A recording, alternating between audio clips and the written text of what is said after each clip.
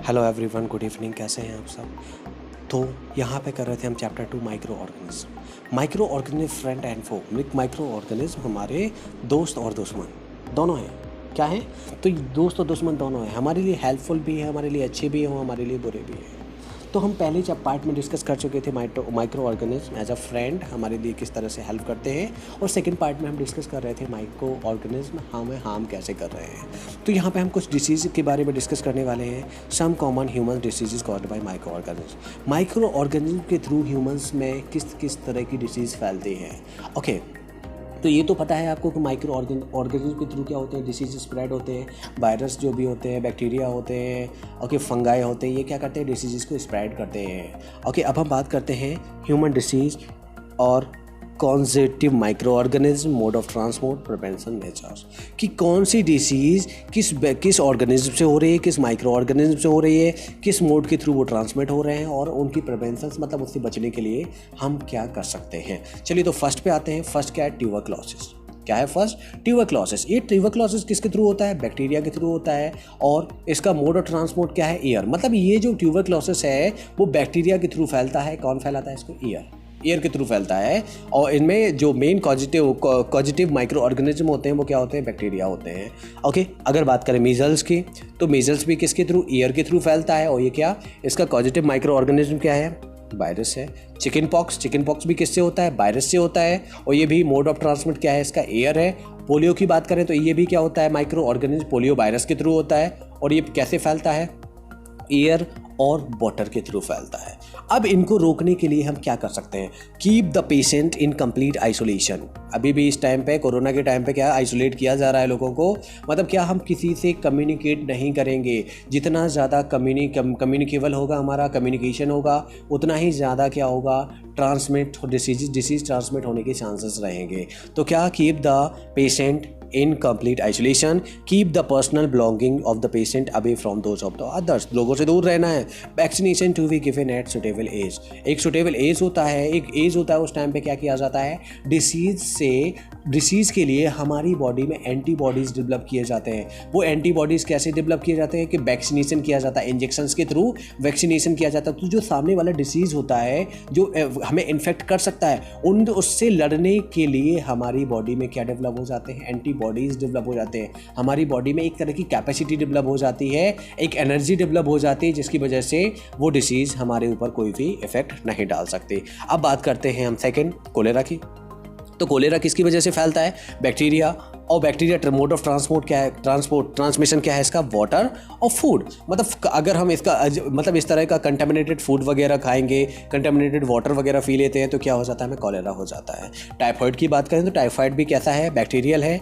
Typhoid कैसा है? Bacterial. और किसके थ्रू होता है? वाटर के थ्रू होता है। अब इसके लिए हम क्या कर सकते हैं? कैसे प्रिवेंट कर सकते हैं, हम इससे कैसे बच सकते हैं? Maintain personal hygiene. हमें अपनी हाइजीन को मेंटेन करना होगा। गुड सैनिटरी हैबिट्स, अच्छी हैबिट्स डालनी होंगी। कौन सी habit? Sanitary habits. Consume properly cooked food, अच्छा पका हुआ खाना खाएंगे।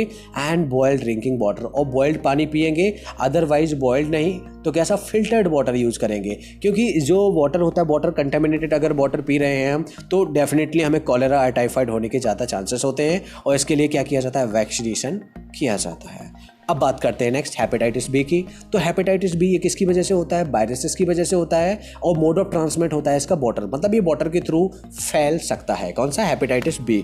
तो इसके लिए हमें करना क्या चाहिए? कि drink boiling water, drinking boiled water पिएंगे। अदरवाइज कैसा?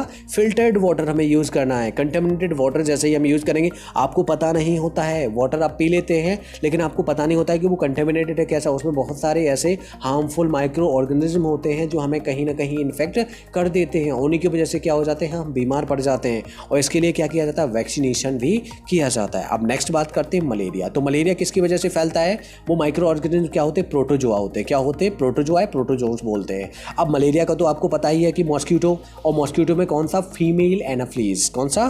फीमेल एनाफ्लीज मॉस्किटो जो होता है वो ह्यूमंस में क्या फैलाता है? मलेरिया डिसीज़ को स्प्रेड करता है। तो इसके लिए हमें करना क्या चाहिए? Use mosquito net and repellents. तो क्या करना है? मॉस्किटो नेट वगैरह यूज़ कर सकते हैं हम।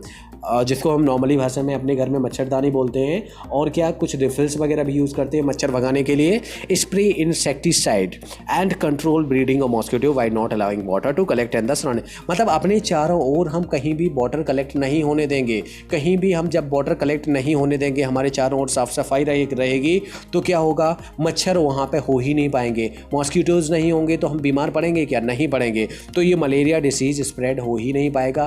क्या करना है, हमें अपने चारों ओर आसपास सफाई रखनी है प्रॉपर तरीके से, बिल्कुल, और पानी कहीं भी कलेक्ट नहीं होने देना है। तो ये थे common human diseases caused by microorganism. Microorganism के द्वारा ह्यूमंस में किस किस तरह की डिसीज़ फैलती हैं। इसके बाद नेक्स्ट बात करने वाले हैं हम common human diseases caused by micro organism. कौन सा कॉमन, ये कर चुके हैं। इसके बाद नेक्स्ट करते हैं some common plant disease caused by microorganism. Microorganism के थ्रू अभी तक हम बात कर रहे थे किसकी, एनिमल, मतलब ह्यूमंस में जो डिसीज फैलती हैं, लेकिन अब हम बात करेंगे किसकी, प्लांट्स की करेंगे कि प्लांट्स में किस तरह की कौन कौन सी डिसीजेज माइक्रो ऑर्गेनिज्म के थ्रू फैलती हैं। तो फर्स्ट बात करते हैं citrus canker.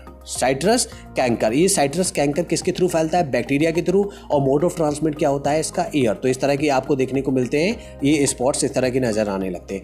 Rust of wheat गेहूं में हो जाता है। ये किसकी वजह से, फंगस लगने की वजह से होता है, और इसका मीडियम क्या होता है, एयर और सीड्स। इनके बीजों में भी कुछ इस तरह से होता है, और एयर के थ्रू भी होता है। इस तरह के स्पॉट्स आपको वीट पे देखने को मिल जाते हैं।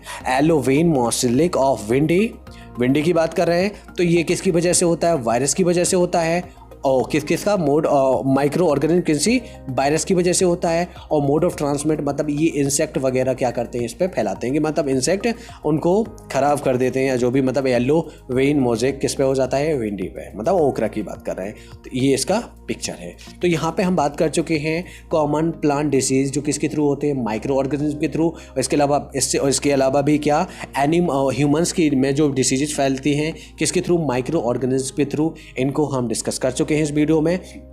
इसमें अगर आपको कोई डाउट रहता है तो प्लीज़ आप मुझे वो कमेंट सेक्शन में भेज सकते हैं। इसके अलावा वीडियो अच्छा लगता है तो वीडियो को लाइक करें, अपने दोस्तों में शेयर करें, और अभी तक आपने हमारे चैनल को सब्सक्राइब नहीं किया है तो बेल आइकन दबाकर चैनल को सब्सक्राइब करें।